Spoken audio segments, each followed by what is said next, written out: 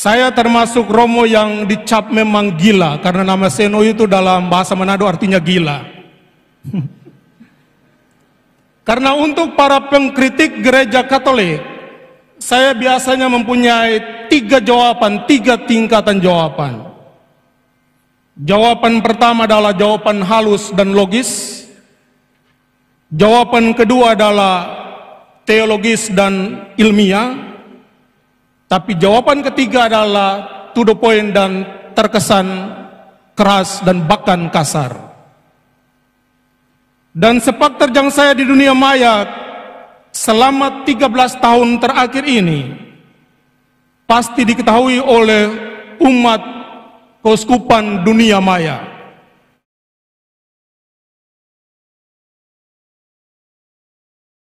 Saya mengawali sambutan ini dengan menginformasikan kepada semua bahwa nama pastor pembaptis saya Anton Gilen MSc almarhum. Nama bapak saya almarhum Christophorus Mutra. Mama saya atau ibu saya Ibu Teresia Baranyanan. Saudara-saudara saya yang tua almarhum Valentinus Mutra, kedua almarhumah Wiliana Mutra. Sesudah saya ada Maria Fatimah, dan yang terakhir adalah Cornelis. Lalu saya Seno, titik. Mama, saya mau tanya, sebenarnya saya ini anak siapa kasih nama seperti itu? Yang lain semua nama santo-santa, saya nama lain daripada yang lain. Tapi sekitar 30 tahun yang lalu pernah kakak sepupu saya, Suster Adriana PBHK, pernah bertanya kepada almarhum bapak saya. Karena bapak saya seorang kapten kapal dan tukang kayu di Rumah Sakit Santo Yusuf Katlarat, Elat, bekerja dengan suster-suster Belanda, dan beliau adalah orang atau pribadi yang tenang. Kata kakak sepupu saya kepada bapak saya, "Bapak, kenapa berikan nama Seno kepada adik?" Dan jawaban 30 tahun yang lalu adalah, "Suster, suatu waktu kamu akan mengerti mengapa nama itu diberikan." Dan kakak suster, mungkin malam ini adalah jawaban dari pertanyaan Anda. Harap tidak bertanya lagi.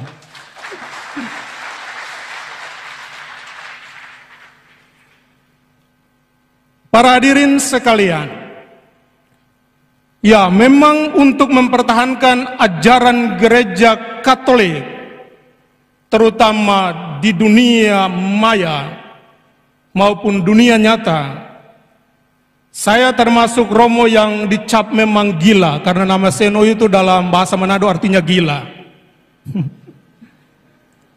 Karena untuk para pengkritik gereja Katolik, saya biasanya mempunyai 3 jawaban, 3 tingkatan jawaban. Jawaban pertama adalah jawaban halus dan logis. Jawaban kedua adalah teologis dan ilmiah. Tapi jawaban ketiga adalah to the point dan terkesan keras dan bahkan kasar. Dan sepak terjang saya di dunia maya selama 13 tahun terakhir ini pasti diketahui oleh umat keuskupan dunia maya. Karena saya biasanya bangun jam 4.30 untuk membuat renungan pagi berdasarkan bacaan hari itu, lalu mengirimkan kepada ribuan penerima baik di dunia Facebook, grup-grup maupun grup WA. Dan syukur bahwa pada malam hari ini ada beberapa teman saya yang kami sama-sama dalam dunia maya mencoba untuk berkatekese, menjelaskan tentang kebenaran iman gereja Katolik kepada mereka yang mempertanyakan. Dan malam hari ini dengan senang dan bangga saya menyebut salah satu beberapa adalah pertama, Saudara Muda Cornelius Pulong. Beliau adalah sekretaris dari Bapak Duta Cornelius Pulong. Kita sama-sama di dunia maya. Juga yang kedua adalah Saudara Albert Wibisono. Beliau adalah seorang yang mempertahankan tradisi gereja Katolik dengan sangat ketat. Dan yang ketiga adalah Saudara Gregoritan, Albert Gregoritan. Beliau adalah orang muda yang telah membangun sekitar 160 gereja di seluruh Indonesia. Bahkan saking tegasnya saya di dunia maya untuk ajaran gereja Katolik, sehingga pada masa penantian pengumuman uskup baru untuk Uskupan Amboina, ada pastor yang meragukan kapasitas saya sebagai seorang calon uskup karena nantinya dianggap tidak mampu atau kaku berkomunikasi atau berdialog dengan para pemimpin agama lain. Tapi malam hari ini saya mau mengatakan kepada para hadirin sekalian, suatu kali ketika kami menghadiri acara pelantikan ketua sinode yang baru, Bapak Pendeta Elifas, ketua MUI, ketua Buddha, Koui, biasa kita, Bapak Kui ada di sana. Ketika kami sampai di hotel, lalu ketua MUI dia masuk, Bapak Uyu bilang, Ketua MUI, itu adalah pengganti Uskup Mandagi. Saya tidak tahu Roh Kudus ala Buddha yang bagaimana itu. Tapi serentak pada saat itu lalu Ketua MUI dengan mengangkat kedua tangan, mendoakan Bismillah dan lain sebagainya, sesuai dengan ajarannya. Dan sekali lagi saya terkagum-kagum karena tidak tahu juga Roh Kudus jenis yang bagaimana seperti itu. Dan pada malam hari ini saya mau mengatakan, Ketua Sinode yang saya hormati, Bapak Pendeta Elifas, beliau ada di sana. Kami dua ini nasib hampir sama. Karena dalam periode sebelumnya beliau adalah Sekretaris Umum Sinode GPM dan saya adalah Sekretaris Umum Keuskupan Amboina. Pada bulan April tahun lalu, beliau terpilih pertama menjadi Ketua Sinode. Saya WA beliau, karena kami dua biasa saling menyapa brother. Bro, selamat bersusah-susah mengatur para pendeta. Waktu pun bergulir, dan ketika tanggal 8 Desember saya diumumkan oleh Paus untuk menjadi Uskup Keuskupan Amboina. Lalu dengan nada yang sama beliau WA kembali kepada saya, bro, mari kita susah sama-sama karena kamu mengatur para pastor. Dan untuk malam hari ini, ketika beliau mau datang menghadiri misa ini, beliau tanya saya, bro, saya pakai pakaian biasa atau pakaian kebesaran? Dan saya bilang, bro, pakai pakaian kebesaran supaya kita dua sebentar foto bersama, supaya dunia tahu bahwa kita adalah murid Kristus, walaupun kadang kita bakelai. Para hadirin sekalian, dari malam yang mencekam menuju siang atau hari yang membahagiakan. Kalimat ini mau menjelaskan tentang pengalaman 21 tahun yang lalu. Ketika ada 5 pemuda dibuat hatinya gentar ketakutan di rumah Unyo Langgur di atas tanah para martir. Ketika ada desakan dari sebagian umat dan para pastor terhadap Monsinyur P.C. Mandagi untuk tidak boleh menabiskan ke-5 pemuda itu. Tapi Monsinyur Mandagi dengan tegas menjawabnya, Saya bukan dipilih oleh umat. Saya dipilih dan diangkat oleh Paus. Maka apapun yang terjadi, esok saya akan menghabiskan mereka, kendatipun kalau nyawa menjadi taruhannya. Kini 21 tahun telah berlalu, tapi kenangan akan peristiwa itu tetap bergema di hati para pemuda itu, yang sekarang tidak muda lagi, alias sekarang sudah Lolita, lolos 50 tahun. Lolita, lolos 50 tahun. Karena umur sudah di atas 50 tahun. Dan salah satu pemuda itu adalah saya yang berbicara atau mengisahkan kisah ini. Dan seingat saya, selama 21 tahun sampai tanggal 8 Desember 2021, waktu Paus mengumumkan dengan resmi nama saya menjadi uskup baru untuk Diosis Amboina, tidak ada satu kata pun yang keluar dari mulut Monsinyur Mandagi kepada saya untuk mempersiapkan diri menjadi uskup penggantinya. Tidak ada. Demikian pun dari pihakku, saya tidak pernah bertanya satu kata pun kepada beliau tentang siapa yang dipersiapkan untuk menjadi penggantinya. Yang ada di antara kami berdua adalah beliau mempercayakan banyak tugas kepada aku selama menjadi imam, terutama dalam 5 tahun terakhir ini, sebagai sekretaris, hakim gereja, ketua yayasan kesehatan, rektor praimar, dan lain sebagainya. Dan saya tak pernah mengeluh karena merasa berat atau tak mampu mengemban tugas-tugas itu. Terima kasih Bapak Uskup Mendagi, karena saya telah mendapatkan jawaban dalam rapat kita yang terakhir, rapat kuria. Kata beliau, saya tidak mencetak uskup, tetapi saya menyiapkan calon pemimpin. Dan salah satu calon itu adalah saya sendiri. Terima kasih Bapak Uskup. Dari banyak hal yang telah Bapak Uskup Mendagi torehkan di hati seluruh umat Keuskupan Amboina, terutama para imam, ada beberapa hal yang telah kujadikan bagian dari pribadiku dan pasti akan kupertahankan dalam masa kegembalaan saya, yakni pertama, rendah hati untuk meminta maaf. Ada 3 momen di mana saya menduduki jabatan sebagai ketua yayasan kesehatan, ekonom keuskupan, sekretaris keuskupan. Tetapi ketika ada keluhan dari mereka yang bekerja dengan saya kepada beliau, maka Bapak Uskup Mendagi memanggil saya dan menganjurkan untuk meminta maaf kepada mereka.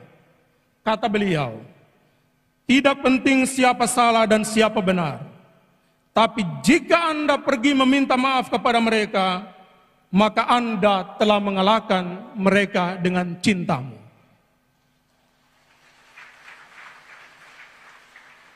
Demikian pun ada 3 hal yang sejak awal bersama Bapak Uskup telah kuambil dan kujadikan milikku, yakni setia merayakan Ekaristi. Dari sejak saya imam, ekonom, bahkan sampai sekarang, Bapak Uskup Mendagi punya tempat duduk itu selalu terisi 15 menit sebelum doa laudes. Dan itu sampai 21 tahun saya menjadi imam, tetap seperti itu. Juga makan dan rekreasi bersama. Tetap wajib untuk makan bersama dan rekreasi bersama. Dan semuanya itu hanya bisa dilaksanakan ketika ada disiplin diri dan disiplin waktu yang beliau tegakkan. Maka benarlah apa yang beliau katakan, beliau sendiri menjadi contoh dari apa yang dia anjurkan kepada kami para imamnya. Dan tentunya budaya green, clean, dan disiplin yang akan tetap saya jaga dan lestarikan selama masa kepemimpinan saya. Doakan saya Bapak Uskup. Para hadirin sekalian, Duc in altum adalah moto tabisanku. Moto ini sebenarnya adalah kelanjutan dari moto tabisan imamatku. Dalam Lukas bab 5 ayat 5, tetapi karena engkau menyuruhnya.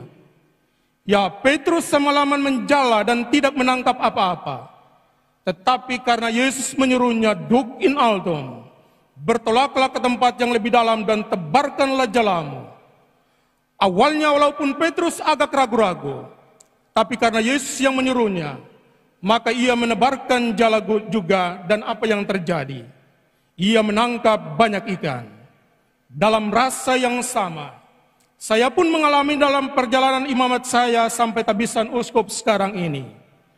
Dalam kelemahan dan kerapuhanku, saya tetap percaya bahwa sama seperti seorang tentara tidak mungkin pergi berperang tanpa senjata, maka demikian pun Tuhan yang telah memanggil dan memilihku menjadi gembala keuskupan ini, dialah yang akan melengkapi dan menyempurnakanku.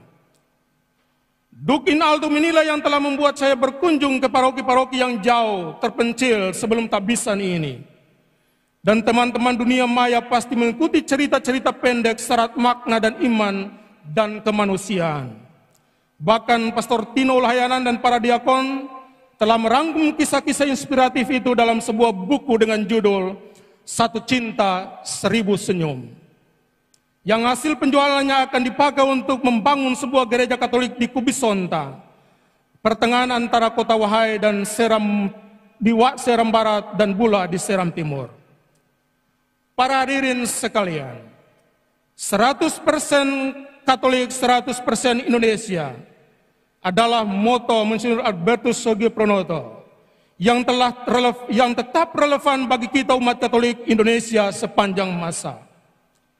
Maka cintaku kepada gereja Katolik tetap beriringan dengan rasa banggaku sebagai orang Indonesia. NKRI adalah harga mati. Semangat inilah yang telah mendorongku untuk dalam kunjungan 3 tahun terakhir ini, saya selalu mengajarkan kepada para mahasiswa dan katekis untuk melakukan kegiatan anak remaja lintas agama dengan tema Satu Cinta Seribu Senyum. Bagiku, Bapak Menteri Agama yang saya hormati, moderasi beragama yang digagas oleh pemerintah lewat Menteri Agama, kalau hanya sebatas diskusi dari hotel ke hotel, dari kota ke kota, maka tidak ada artinya. Bapak Menteri, daripada duit itu diberikan untuk mereka diskusi lebay, kasih saya untuk kegiatan anak-anak lintas agama.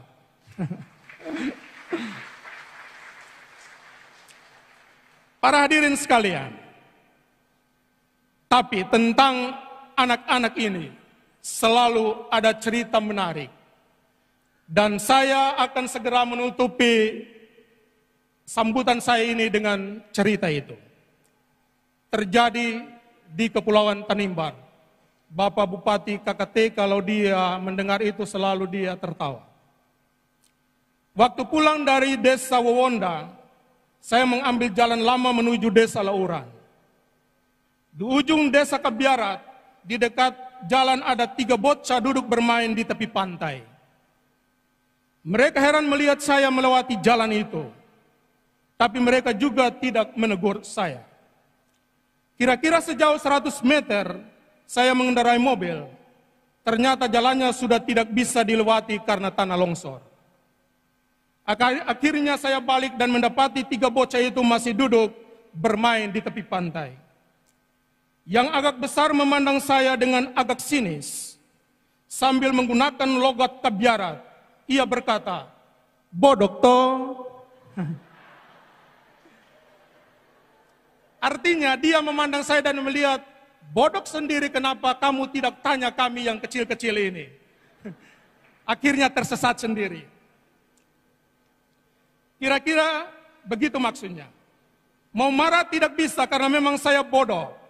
Karena tidak bertanya kepada mereka yang kecil dan dipandang remeh itu. Saya harap bocah Kebiarat itu esok lusa dia masuk seminari. Dia frater, mau tabis, saya tidak mau tabis. Bercanda.